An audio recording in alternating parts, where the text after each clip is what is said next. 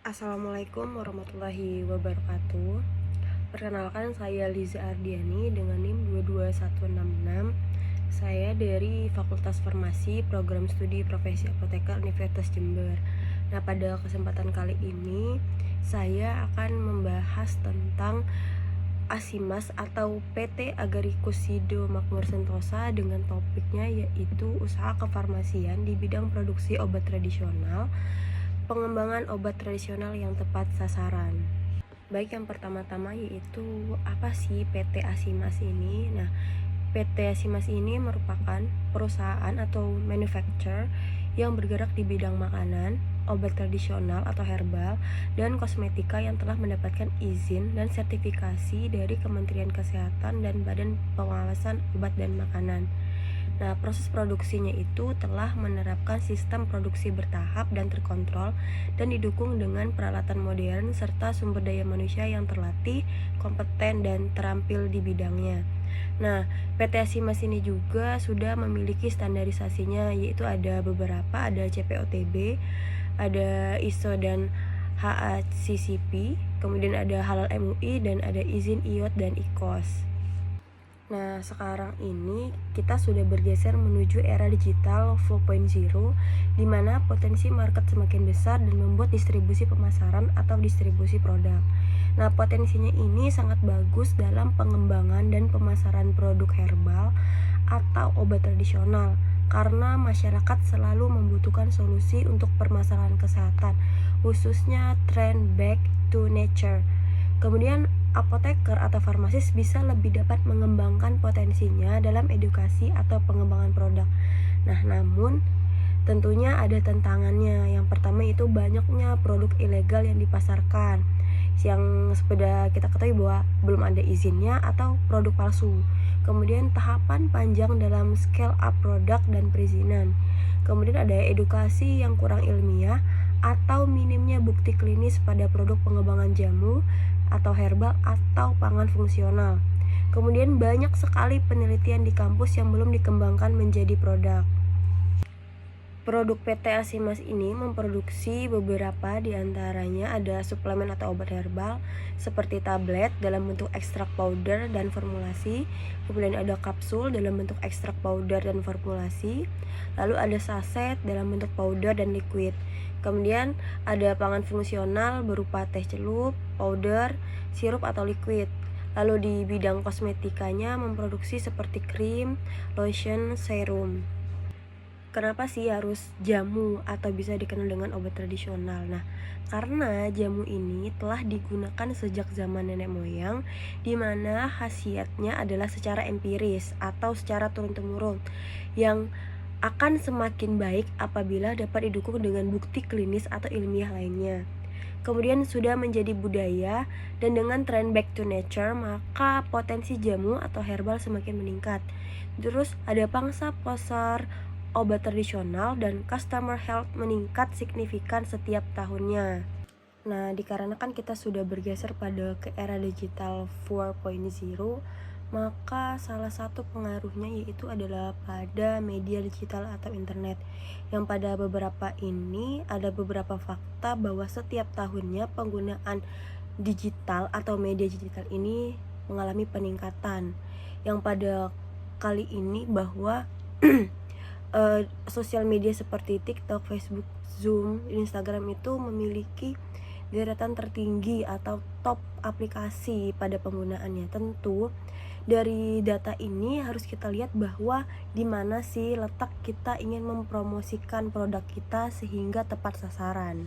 Kemudian ada produk dan tahap pengembangan bahan alam, yang pada hal ini bahan alam berpotensi dikembangkan menjadi produk yang beraneka ragam, mulai dari pangan fungsional, ekstrak bahan alam, sediaan herbal, kosmetik, dan suplemen kesehatan.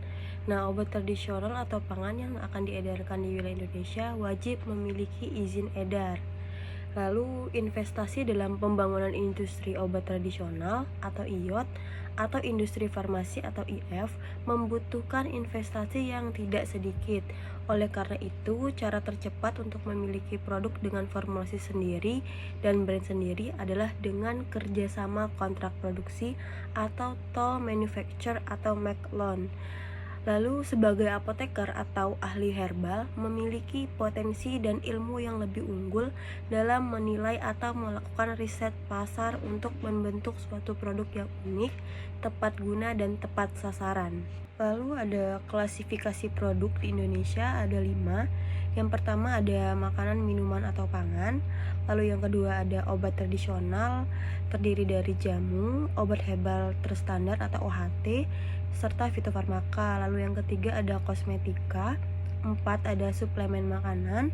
Lalu yang kelima ada PIRT atau pangan olahan yang dibuat oleh UKM. Nah, obat tradisional tadi kan ada 3 jenis, ada jamu, OHT, sama fitofarmaka. Nah, kita bahas satu-satu. Jamu itu dia ini merupakan obat tradisional yang bahan atau ramuan bahan yang berupa bahan tumbuhan, bahan hewan, bahan mineral, sediaan sarian atau galenik, atau campuran dari bahan tersebut yang secara turun-temurun atau disebut dengan empiris telah digunakan untuk pengobatan dan dapat diterapkan sesuai dengan norma yang berlaku di masyarakat. Nah, jamu ini obat tradisional yang dibuat di Indonesia. Lalu yang kedua ada obat herbal terstandar atau OHT yang merupakan produk yang mengandung bahan atau ramuan bahan yang berupa bahan tumbuhan, bahan hewan, bahan mineral, sediaan sarian atau galenik, atau campuran dari bahan tersebut yang secara turun-temurun telah digunakan untuk pengobatan dan dapat diterapkan sesuai dengan norma yang berlaku di masyarakat yang telah dibuktikan keamanan dan khasiatnya secara ilmiah dengan uji praklinik dan bahan bakunya telah distandarisasi. Lalu yang ketiga ada fitofarmaka yang merupakan produk yang mengandung bahan atau ramuan bahan yang berupa bahan tumbuhan, bahan hewan, bahan mineral, sediaan sarian galenik, atau campuran dari bahan tersebut yang telah dibuktikan keamanan dan khasiatnya secara ilmiah dengan uji praklinik dan uji klinik serta bahan baku dan produk jadinya setelah distandarisasi. Nah, jadi secara singkatnya jamu itu dia diperiksa atau ibarat kata melalui kayak seperti khasiatnya tadi itu dibuktikan secara ilmiahnya itu melalui secara turun-temurun atau empiris. Nah, kalau OHT ini keamanan dan khasiatnya itu secara ilmiah diuji melalui praklinik. Nah, kalau fitofarmaka ini dia diujinya melalui uji praklinik dan uji klinik. Nah, tentunya kita harus mengetahui bagaimana cara mengenal nomor izin edar. Yang pada jamu itu di depannya ada TR atau bisa disebut dengan tradisional lokal, lalu ada TI, tradisional import. Kalau di OHT itu depannya HT atau maksudnya itu ada OHT lokal, lalu ada fitofarmaka dengan depannya ada FF atau fitofarmaka lokal, lalu ada suplemen dengan depannya SD, suplemen lokal, lalu dengan SI, suplemen impor. Lalu ada makanan, depannya ada MD, makmin lokal, lalu MI, makmin impor. Lalu di kosmetika dikenal dengan nomor izin edarnya itu ada NA. Selanjutnya kita mengetahui definisi pangan fungsional dan regulasinya. Nah, pangan adalah segala sesuatu yang berasal dari sumber hayati dan air, baik yang diolah maupun yang tidak diolah, yang diperuntukkan sebagai pangan atau minuman bagi konsumsi manusia, termasuk bahan pangan atau bahan tambahan pangan, bahan baku pangan, dan bahan lain yang digunakan dalam proses penyiapan, pengolahan, dan atau pembuatan pangan atau minuman. Lalu yang kedua, pangan olahan adalah makanan atau minuman hasil proses dengan cara atau metode tertentu dengan atau tanpa bahan tambahan. Lalu pangan fungsional ini merupakan pangan olahan yang mengandung satu atau lebih komponen pangan yang berdasarkan kajian ilmiah mempunyai fungsi fisiologis tertentu di luar fungsi dasarnya, terbukti tidak membahayakan dan bermanfaat bagi kesehatan.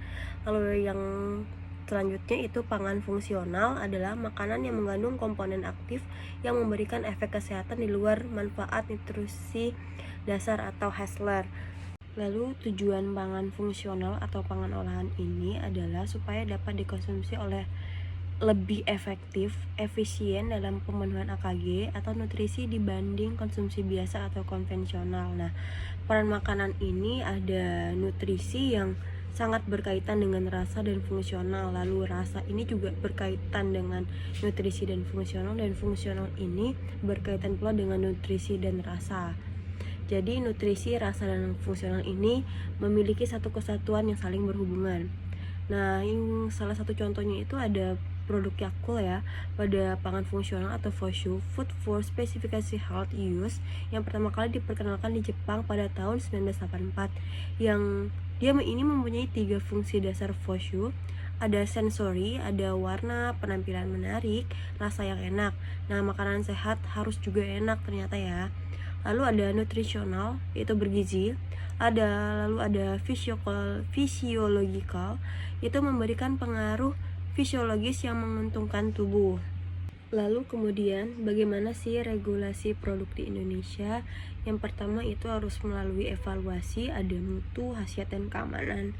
Lalu ada hasil evaluasi tadi diterima atau ditolak.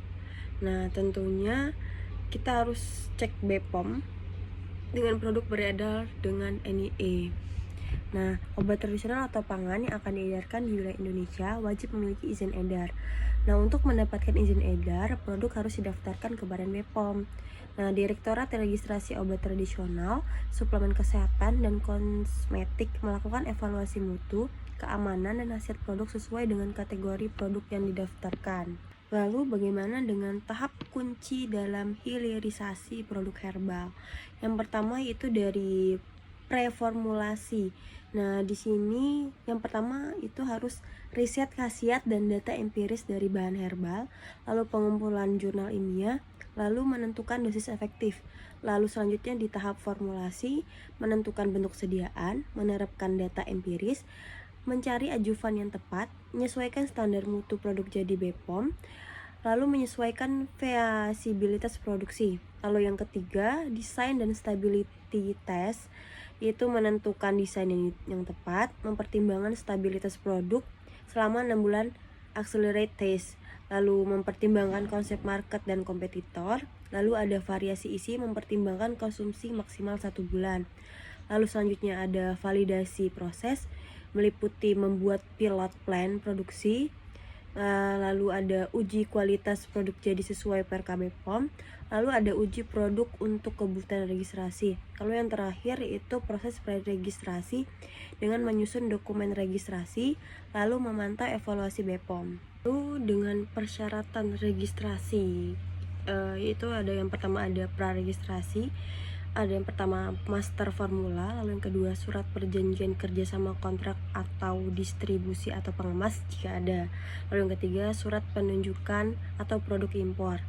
Nah, lalu dengan registrasi, sertifikasi analisa bahan baku dan kemasan, lalu ada sertifikasi analisa produk jadi, lalu ada cara pembuatan produk, protokol dan hasil uji stabilitas, lalu ada rancangan desain kemasan, lalu yang terakhir hasil praregistrasi. Lalu jenis produk bahan alam yang prospek. Yang pertama ada unik atau merubah mindset, lalu yang kedua bentuk sediaan modern dan efisien, lalu formulasi yang teruji atau didukung penelitian. Lalu dari segi segmentasi dibutuhkan kalangan umum, dibutuhkan oleh komunitas atau niche tertentu, lalu fokus konsumen itu dibutuhkan dan memberikan solusi. Lalu apa sih tantangan perencanaan hilirisasi produk? Itu yang pertama ada market atau pemasaran menjadi hal penting. Lalu karena sebagus apapun produk apabila tidak dipasarkan dengan tepat, maka tidak ada yang mau mencoba. Lalu ada kualitas dan khasiat menjadi bukti penting. Yang padahal ini sebagus apapun program marketing, apabila produk tidak berkualitas maka brand dan konsumen tidak akan loyal. Lalu yang ketiga, kendala perizinan yang butuh waktu lama. Lalu yang keempat, konsep produk dengan cocok dengan segmentasi pasar atau target pasar akan semakin mudah diterima. Riset pasar sangat penting untuk dilakukan. Lalu yang kelima, memiliki produk dengan nilai keunikan yang tinggi sehingga dapat menjadi value atau unique selling proposition yang tepat. Nah, berakhir pula pada kesimpulan dan penutup yang pada hal ini PT Asimas atau PT Agaricus Sido Makmur Sentosa yang merupakan perusahaan makanan, obat tradisional herbal dan kosmetika yang pada VA ini bahwa ini mementingkan adanya kualitas. Jadi produk tersebut harus memiliki kualitas sehingga memiliki daya jual serta dengan mutu yang memiliki efek terapi yang diinginkan, jadi kayak tepat sasaran gitu. Lalu ada perencanaan dan tantangannya tersendiri, jadi gak serta-merta hal yang kita lakukan ini gak ada tantangan yang apa yang kita rencanakan. Jadi perencanaan harus matang dan kita harus menganalisa tantangannya. Baik, sekian dari saya Liza Ardiani, saya akhiri. Wassalamualaikum warahmatullahi wabarakatuh.